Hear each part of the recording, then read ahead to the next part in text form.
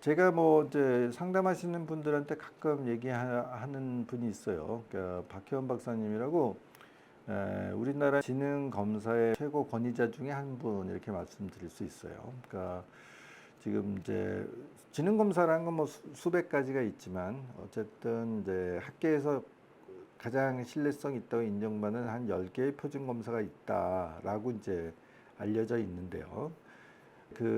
표준 검사 10개 중에서도 이제 나라마다 좀 선호되는 검사가 좀 약간의 차이가 있어요. 근데 우리나라 같은 경우는 뭐 실질적으로 이제 웩슬러 검사와 KABC라고 하는 이제 카우프만 검사가 가장 이제 많이 사용되고 있는 게 사실입니다. 학교에서 실시되는 집단 지능 검사도 꽤 있습니다. 그런 종류는 사실은 좀 더 종류가 많은 것 같아요. 자, 그러면 그런 이제 잘 알려지지 않은 별로 이름이 없는 지능 검사라는 것들이 공신력이 없느냐? 그렇지는 않습니다. 아까 말씀드린 이제 10개의 표준 검사와 그런 이제 지능 검사라는 이제 명칭을 부여갖고 실시되는 검사는 반드시 그 10개의 표준 검사와 상관계수 분석을 하게 돼 있다고 알려져 있습니다. 말하자면 10개의 표준 검사하고 일정한 숫자의 샘플하고 비교 검정을 하는 거죠. 그래서 상관계수가 이제 평균 0.8이 넘어야 된다고 얘기를 합니다. 그러니까 상관계수라는 개념을 뭐 간단하게 말씀드리면 이제 두 개의 지능 검사가 있는데 똑같이 나온다. 뭐 여기에 1%면 여기서도 1%, 여기 2%면 여기 2%, 여기에서 98% 쓰면 여기서도 98%. 뭐 그렇게 동일한 이제 결과치로 이제 평가가 되면 이제 상관계수가 1이 됩니다. 근데 이제 전혀 상관이 없다. 이쪽에 1%는 이쪽으로 봤더니 50%가 나오네. 뭐 이쪽에 2%는 뭐 90%가 나오네. 이쪽에 3%는 뭐 여전히 뭐 한 12% 정도는 나오네. 이제 뒤죽박죽이더라. 전혀 그렇게 된 경우는 상관계수가 제로가 됩니다. 근데 상관계수 1과 제로는 사실은 이론적인 수치이지 그렇게까지 나오는 경우는 실제로는 없습니다. 그래서 이제 통계학에서는 상관계수 0.8 이상이면 대략 두 개의 검사는 동일한 결과치를 갖는다. 그렇게 얘기를 하고요.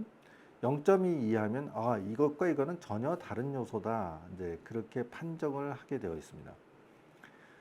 그래서 이제 0.8이 중요한 것이죠. 그래서 10개의 표준 검사와 다른 지능 검사를 상관계수 분석을 통해서 어느 정도의 샘플링이 확보가 돼야 되겠죠. 적어도 뭐 200명, 300명 자릿수가 넘어야 됩니다. 뭐 그러면 한 10명 해봐서 똑같이 나오네. 그렇게 해서는 이제 공인을 받을 수가 없고요. 뭐 적어도 뭐 200명, 300명 돼야지 통계학적으로 유의미한 상관계수 분석 데이터가 되니까요. 그렇게 해서 이제 10개의 상관계수를 뽑아내서 그 상관계수끼리의 평균이 0.8이 넘었을 때 공인된 지능 검사를 인정을 하게 됩니다. 그래서 의외로 학교에서 단체로 진행된 지필 검사도 그렇게까지 많은 오차가 발생하지 않고 거기서 나온 수치는 상당히 엄밀하게 1대1 방식으로 진행되는 배터리 검사라고 얘기하죠. 주는 이제 피검사와 검사자가 1대1로 진행되는 검사니까요.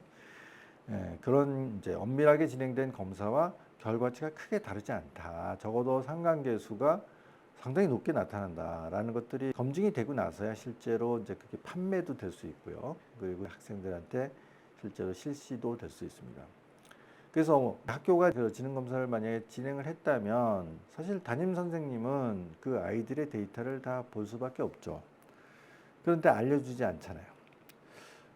그게 옛날에는 학교들이 생활을 하다 보면 한 2번은 받아봤어요 하는 경우가 많았는데 요즘은 어떤지 잘 모르겠습니다.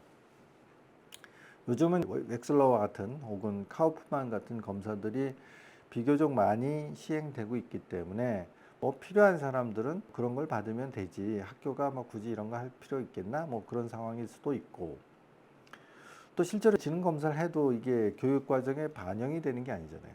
거기에서 나온 결과를 반영을 해서 좀 더 교육 과정을 뭐 정리해 준다든지 그런 게 아니니까요. 되게 담임 선생님들이 그 결과를 가지고 있으면 의외로 담임 선생님들은 반 아이들 사이에 그 성적의 분포와 지능 지수가 상당히 일치한다는 것을 확인할 수 있는 경우가 많습니다. 그런데 이제 제가 가끔 언급하듯이 제일 최상위에 있는 뭐 125 이상의 아이들은 의외로 학업 성취도가 썩 좋지 않거나 수업의 집중도가 떨어지거나 이런 일들이 발생하기 때문에 이 많은 교사들한테 지능 검사라는 것과 지능 지수라는 게 과연 믿을 수 있는 것인가 하는 의구심을 또 일으키는 그런 원인으로 작용하기도 합니다. 제가 이제 길게 그 지능 검사에 대한 얘기를 좀 했는데요. 웩슬러 지능 검사의 최고 권위를 가지고 있는 한국 학자들이 몇 명 계시는데 그 중에 한 분이 박희원 박사님이고, 제가 미국의 그 SNG 컨퍼런스 한번 참가를 한 적이 있었는데 그때 이제 그분을 이제 현장에서 만나서 사실은 인연을 맺고 그 이후로 꽤 오랜 시간, 거의 뭐 한 15년이 넘은 것 같은데 연락을 주고받고 제가 한번 울산으로 방문을 드린 적도 있고요. 그 다음에 웩슬러 사판, 유아용 사판을 이제 박희원 박사님이 책임 학자로서 전반적인 과정을 주관을 했기 때문에 협조 차원에서 우리 센터에 그 공지를 올려가지고 그때 한 4, 50명 됐던 것 같은데 그 우리 센터의 가족들이 같이 그 표준화 작업에 동참한 적이 있습니다. 네, 박혜원 박사님이 최근에 하시는 이제 프로젝트가 사실은 유아 베일리 검사, 베일리 유아 발달 검사라는 것에 표준화 작업을 하고 계십니다. 그래서 제가 그 네이버 카페에 그 공지글도 올렸습니다. 그래서 이미 꽤 많은 분들이 제가 보여드린 공지문에 있는 링크를 타고 들어가서 신청을 했는데 그 검사에 대해서 짧은 시간 제가 잠깐 간단하게 말씀을 드릴까 해요. 웩슬러 유아형 검사는 2세 6개월, 그러니까 만 30개월을 넘은 아이들은 이제 실시할 수 있습니다. 실시할 수 있긴 있는데 사실은 만 4세 이하의 애들은 말하자면 48개월, 그러니까 30개월부터 실시는 할 수 있지만 30개월과 48개월 사이의 친구들은 제가 꼭 부탁을 드립니다. 그 지능검사라는 게 있는데 해볼래? 그래서 아이가 좀 그런 게 있어? 재밌을 것 같은데? 라고 이제 말하자면 아이의 동의랄까? 아니면 이제 그런 것을 던졌을 때 흥미를 느꼈을 때 진행하는 게 훨씬 원활하게 진행될 가능성이 높습니다. 사실은 이렇게 아주 어린 아이들은 꽤 어려운 문제를 많이 이제 준비해 놨기 때문에 검사를 진행하다 보면요, 중간에 나 그만할래요 뭐 이런 경우도 있고 처음부터 거부감을 나타내는 경우도 일부 있습니다. 이제 대개 경우는 이제 그런 경우는 이제 부모가 뭐 이 아이가 뭐 이런 것들에 대해서 판단을 할 수 있겠어 하고 뭐 지능 검사를 한다는 얘기를 안 하고 데려와서 한번 평가를 해주세요. 뭐 그런 경우에 해당하는 경우가 대부분이에요. 그래서 아이가 그런 얘기를 재미있는 퍼즐 문제를 풀 거야. 그리고 재밌게 하면 돼. 뭐 이런 것들이 이렇게 대화를 주고받고 데려온 경우에 대개 경우 무난하게 잘 진행이 됩니다. 그렇긴 하지만 제가 이제 초창기에는 뭐 그 나이도 사실은 너무 지나치게 어릴 때 평가하기에 의미가 있나 그렇게 생각을 했었는데 이 지능이 좀 높은 아이들은 사실은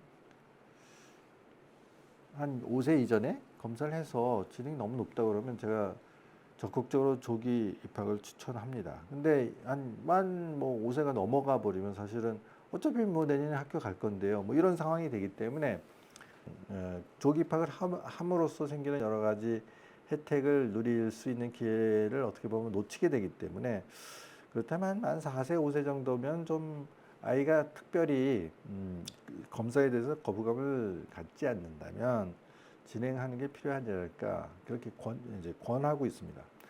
근데 이제 그보다 더 어린 아이들, 30개월도 안 되는 아이들은 과연 어떨까?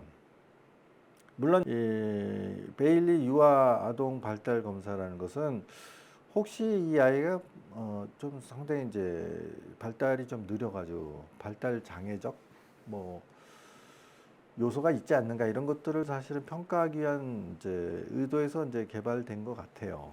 그렇긴 하지만 마찬가지로 반대로 굉장히 이제 유아가 얘가 벌써 이런 말을 해?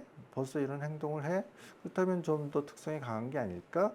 이런 것들을 미리 부모가 알아채고 객관적으로 평가해 볼 수 있는 툴이 되기 때문에 굉장히 중요한 의미가 있는 것 같습니다. 그래서 그 표준화 작업이 진행되고 있고 마찬가지로 박혜원 박사님이 이제 그 책임을 맡으시고 좀 상당히 활발하게 고된 진행 과정을 진행하시기 때문에 저희 커뮤니티 차원에서도 뭐 주변에 좀 많이 알려주시고 이 표준화 작업에 통참을 하셨으면 합니다.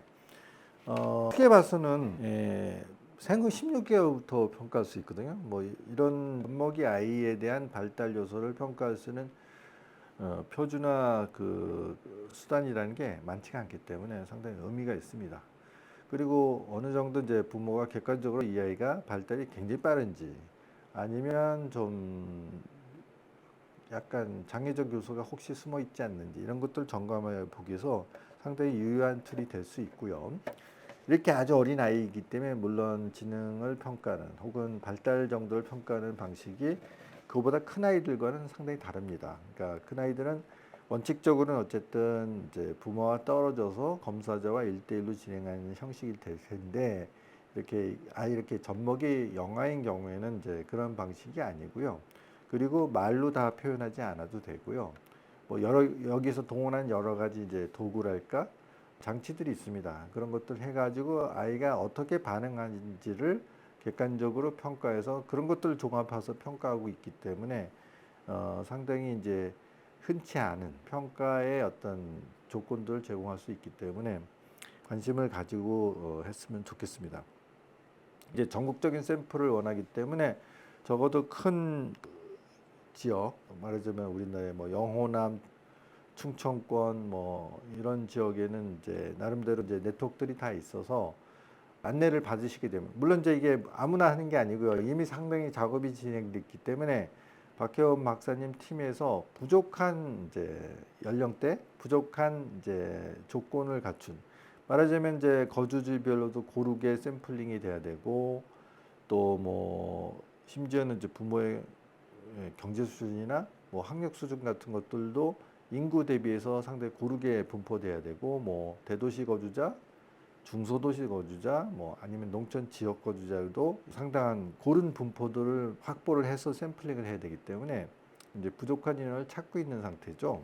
그렇기 때문에 요 링크를 타고 올라가셔서 이제 몇 가지 사항을 입력하시고 신청을 하시면 이 팀에서 연락을 드릴 거예요. 지정된 장소와 이제 방법을 시간을 정해서 진행이 되면은 우리 커뮤니티 식구들도 이제 그 박혜원 박사 팀한테 꽤 큰 기여를 하는 셈이 되는 것이고 흔치 않는 기회를 통해서 간단한 상담도 좀 받으실 수 있고 또 아이의 발달 정도를 객관적으로 평가할 수 있는 기회를 얻을 수 있을 것 같습니다. 네이버의 그 공지글을 좀 관심 있게 보시고 주변에 많이 알려주셨으면 하는 부탁의 말씀을 한 번 더 드리도록 하겠습니다.